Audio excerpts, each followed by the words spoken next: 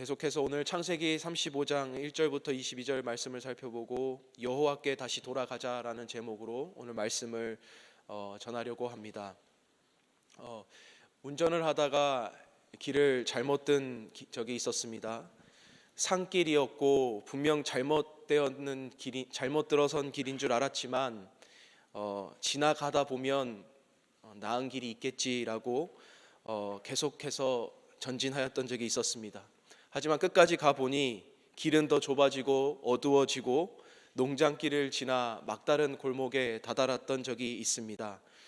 결국 다시 놓쳤던 그 길로 돌아와서 다시 돌아가야 했던 경우가 생각이 났습니다. 분명 내비게이션 상에서는 이것은 벗어난 길이었고 돌아가라고 했지만 그것을 무시하고 계속 직진했던 저의 잘못으로 먼 길을 돌아가야만 했었던 그런 일이 있었습니다. 신앙의 여정에서도 마찬가지입니다. 우리는 어느 순간에 돌이켜야 하는 순간이 있었음에도 불구하고 조금만 더 가고 조금만 더 있다가 보면 이라고 하면서 그 길을 계속 잘못 갈 때가 있습니다. 오늘 우리에게 그럴 때마다 필요한 단 단어가 있다면 return입니다. 돌이킴이라는 것이죠. 제일 어리석은 사람은 아까 저와 같이 길이 잘못된 길인 줄 알면서도 계속 그 길을 고집하며 나아가는 모습입니다. 우리의 신앙의 여정 속에서도 이 길이 잘된 길인지 우리가 잘 가고 있는 길인지 늘 조심하여 돌이켜보며 가야 할 줄로 믿습니다.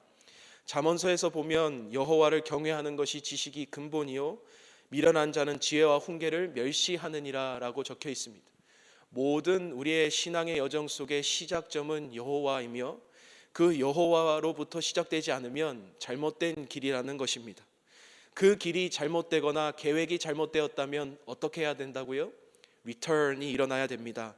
야곱의 인생에서 오늘 창세기 35장은 가장 그의 유명한 돌이킴의 역사들을 적어놓은 창세기 45장의 내용들입니다.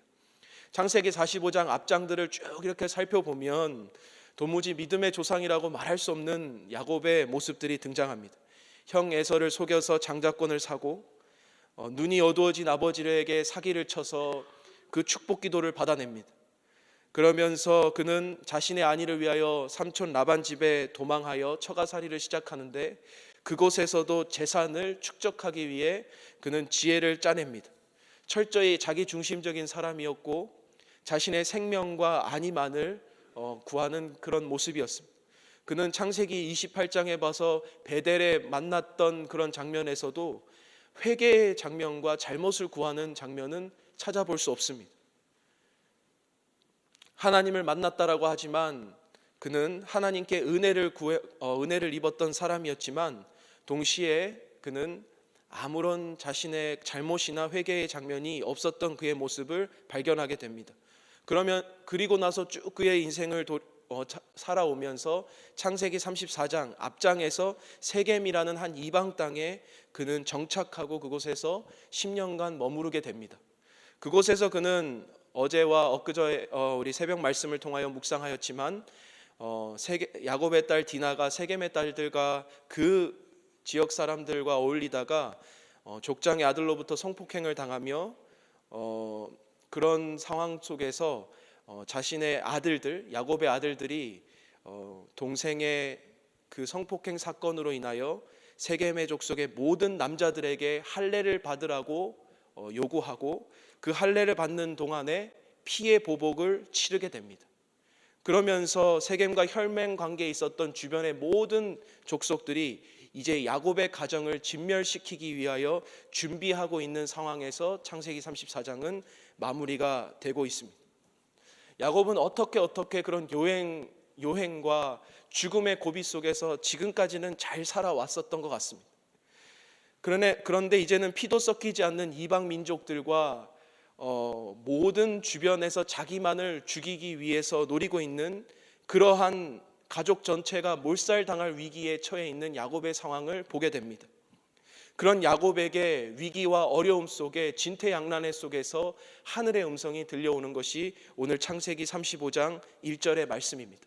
하나님이 야곱에게 이르시되 일어나 베델로 올라가서 그에게 베델로 올라가서 하나님께서 거기서 제단을 쌓으라고 하신지라라고 얘기하면서 그에게 예전에 그를 처음 만났던 베델의 장소로 부르십니다. 야곱은 하나님의 음성을 듣고 그의 인생에 있어서 돌이킴의 역사가 일어나게 되는 것이죠. 야곱의 인생에 있어서 오늘 이 창세기 35장에서는 세 가지 돌이킴의 역사가 일어납니다. 첫 번째는 장소의 돌이킴입니다. 장소의 돌이킴입니다. 세겜에 있었던 그에게 베델로 부르시는 하나님의 음성에 순종하여 베델의 장소로 돌이키는 장면을 보게 됩니다. 우리가 창세기 35장 1절을 한번 같이 읽어볼까요? 창세기 35장 1절입니다. 하나님이 야곱에게 이르시되 일어나 베델로 올라가서 거기 거주하며 내가 내 형 에서의 낯을 피하여 도망하던 때에 내게 나타났던 하나님께 거기서 제단을 쌓으라 하신지라. 아멘. 하나님께서 야곱을 세겜이라는 세상에서 다시 불러내시어 베델이라는 장소로 불러내십니다. 무슨 일인지 모르겠지만 베델로 올라오는 야곱의 인생에 있어서 세겜이라는 한 이방 땅에 그는 10여 년간 머물러 있었던 곳을 발견하게 됩니다. 그런 그의 모습 속에서 세겜에 있는 모습이 어떠한 삶을 살았는지 모르겠지만 자신의 딸 디나는 그곳에 있는 세상 사람들과 어울려 다니다가 어떠한 봉변을 당하게 되었다는 것이죠. 그러한 그에게 베델로 다시 돌아오라고 말하고 있습니다. 너가 머물러야 할 곳은 그곳이 아니라 베델이라고 말하고 있습니다. 야곱이 처음 만났던 그 장소, 예배의 장소, 하나님께서 처음 나타나 그에게 보이셨던 장소, 비전을 말씀하시고 하늘의 사닥다리를 보았던 그 장소, 그 야곱이 처음 하나님께 서원하였던 그 장소로 다시 한번 그를 부르고 있다라는 사실입니다. 야곱을 베델로 불러서 그에게 명하셨던 것이 무엇입니까? 그 장소에서 예배의 장소를 회복하자라고 말하고 있다라는 것입니다. 주님을 떠나서 세상에 정착하였던 그의 삶, 아니 하나님을 고백하고 어쩌면 하나님께 기도하였던 삶이었을지는 모르겠지만 그에게 있어서 예배의 초소와 하나님을 만났던, 지속적인 하나님을 만났던 장소는 없었다라고 말하는 것입니다. 예배의 장소에 가서 다시 한번 제단을 쌓자라고 말하는 것입니다. 하나님, 우리의 삶과 임재의 상징인 예배의 장소가 회복되어야 하는 것이 바로 하나님의 관계의 회복이며 그의 세상을 향한 그의 결단함과 끊음입니다. 오늘 우리의 삶은 어디에 서 있습니까? 오늘 우리도 세상에서 서 있으며 아직도 방황하고 있는 모습은 아닙니까? 여러분, 야곱의 문제가 무엇이었습니까? 그는 첫사랑을 잃어버린 것이었고 중요할 때 모든 순간순간 때마다 자신이 기도하고 서원했던 하나님께 향했던 모든 마음들을 잊어버렸다는 것이죠. 세상에 살면서 너무나 바빴었을지 모릅니다. 또한은 그의 모습 속에서 세겜에 머물면서 거기가 안주했을지도 모릅니다. 하지만 그는 그의 그 세겜의 땅에 머물면서 그는 늘 생각하고 있었던 것이 있어야 했습니다. 그것은 베델에서의 하나님과의 만남이었습니다. 예배의 장소의 회복이었습니다. 그것이 회복되어야만 그에게 있어서 다시 한번 하나님의 역사가 일어나는 것을 그는 기억했어야 합니다. 그래서 야곱의 반응은 뭡니까? 3절을 우리가 한번 보면요, 우리가 일어나 베델로 올라가자. 내 환난 날에 내게 응답하시며 내가 가는 길에서 나와 함께 하신 하나님께 내가 거기서 제단을 쌓으려 하노라 하매. 그는 그 은혜를 기억하고 다시 한번 반응합니다. 내가 나와 함께 하신 하나님을 만났던 그곳에 다시 한번 올라가자라고 말합니다. 그래서 그는 이어서 14절 15절에 예배를 회복하는 그의 모습을 보게 됩니다. 14절, 야곱이 하나님이 자기와 말씀하시던 곳에 기둥 곧 돌기둥을 세우고 그 위에 전잿물을 붓고 또 그 위에 기름을 붓고 하나님이 자기와 말씀하시던 곳의 이름을 베델이라 불렀더라.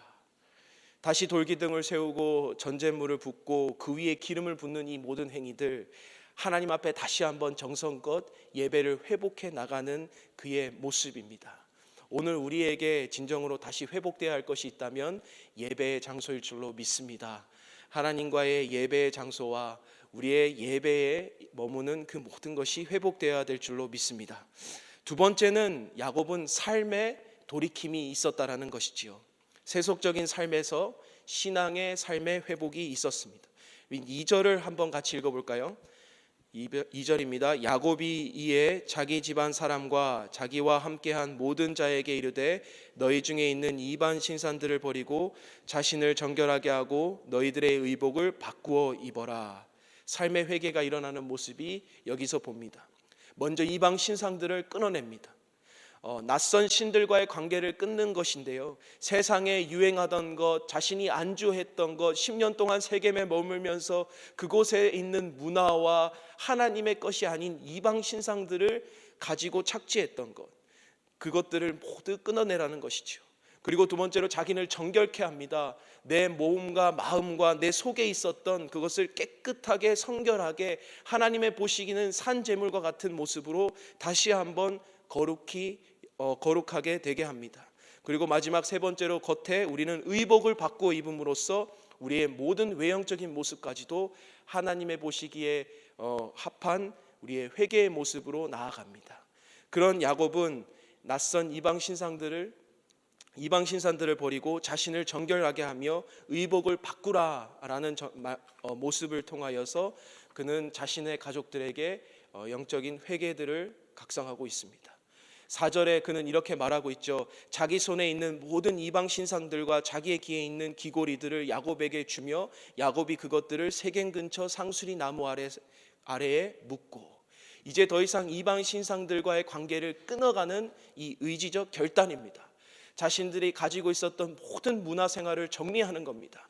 그리고 익숙했던 것, 자신들이 마음을 두고 있었던 것, 값비싼 것, 금은 보석들, 모든 문화 것들을 다 세겜 나무 아래에 묻습니다. 왜요? 이제는 다시 하나님 앞에 돌이키는 모습인 것이죠. 정결하게 되는 것이지요. 내 모든 것을 하나님을 사랑하기 위해 내 마음을 쏟아야 했던 것으로부터 막았던 모든 이방 신상들을 끊고 우리의 자신을 정결하게 했던 야곱의 모습을 보게 된다라는 것입니다.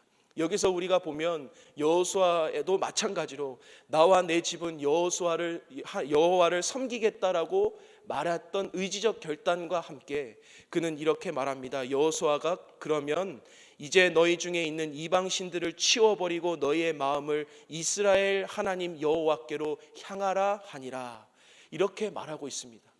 오늘 야곱도 마찬가지로 우리의 모든 이방 신상들을 버리고 하나님께로 향해야 될 줄로 믿습니다. 이것이 어떻게 보면 야곱의 삶의 결단이었고 삶의 돌이킴이었습니다. 세 번째로 하나님께로 향한 리턴이, 돌이킴이 있었다라는 것이죠. 베델로부터 엘베델로 부르시는 하나님의 모습을 발견하게 됩니다. 6절 7절을 한번 같이 읽어볼까요? 6절 7절입니다. 야곱과 그와 함께한 모든 사람이 가나안 땅 루스 곧 베델에 이르고 그가 거기서 제단을 쌓고 그곳을 엘베델이라 불렀으니 이는 그의 형의 낯을 피할 때에 하나님이 거기서 그에게 나타내셨음이라. 아멘. 장소와 삶의 회개를 넘어서 그는 마음의 회개에, 그의 중심의 회개가 바뀌고 있다라는 사실입니다.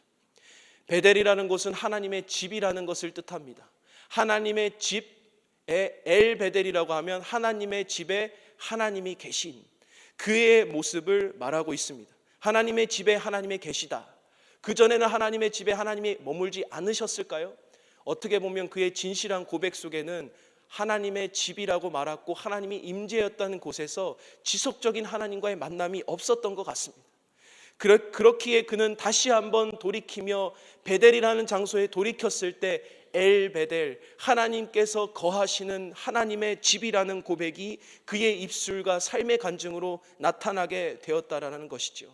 오늘도 하나님의 집에, 우리가 하나님의 집에 거한다고 말하지만 하나님이 머물지 않다라고 한다면 다시 한번 우리의 삶과 우리의 인생의 돌이킴을 통하여 하나님께로 돌이키는 귀한 역사가 있게 되기를 간절히 축복합니다. 장소의 문제가 아니라 이제 하나님의 임재의 문제라는 것이죠. 이제는 우리의 외형적인 모습이 아니라 우리의 마음의 문제라고 말하고 있다라는 것입니다.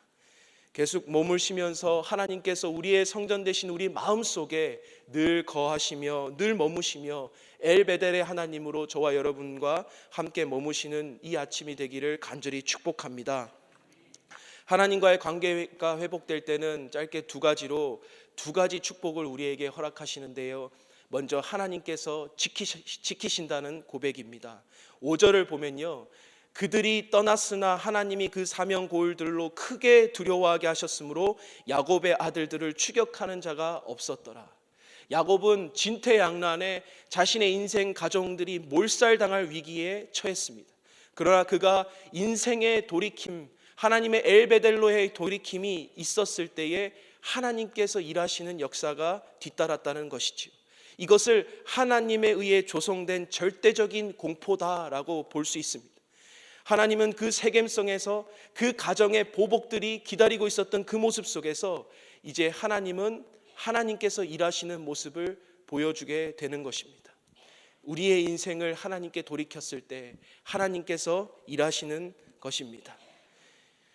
둘째로, 하나님께서 우리에게 하나님께로 돌이키는 모습을 볼 때는 하나님께서 우리에게 복을 주신다라는 사실입니다. 여러분, 9절부터 13절까지의 쭉 말씀은 우리에게 육적인 축복과 영적인 축복들을 계속해서 주어주고 있다라는 겁니다. 너는 너의 자신을 나에게 돌이키지만 나는 너에게 영적인 육적인 축복을 쏟아부어 주겠다라고 하는 하나님의 메시지라는 것이죠. 이제 더 이상 너를 야곱이라 부르지 않고 이스라엘이라고 부르는 하나님의 어떤 영적인 축복을 허락하십니다. 그리고 나는 전능한 하나님이라 생육하고 번성하라 한 백성이 그 총애가 내 허리에서 나오게 된다라는 하나님의 자손의 축복을 허락하십니다. 그리고 거기서 멈추지 않습니다. 그리고 내 이삭에게 준 땅을 내게 주고 내 후손에게서 준 그 땅을 내게 주리라고 말씀하고 있습니다. 그 육적인 축복과 재산적 축복을 하나님께서는 계속해서 야곱에게 약속하고 있습니다. 왜요? 그의 인생과 그의 삶에 하나님께로 돌이켰을 때 일어난다는 것이죠. 그런즉 누구든지 그리스도 안에 있으면 새로운 피조물이라, 보라 이전 것은 지나갔을 때 새 것이 되었다라고 말씀하신 하나님의 음성처럼 야곱은 자신의 인생을 하나님께 돌이켰고 하나님은 그에게 하나님께서 지켜주시는 축복과 하나님께서 다시 한번 그에게 복을 주시는 축복을 얻게 되었다라는 것입니다.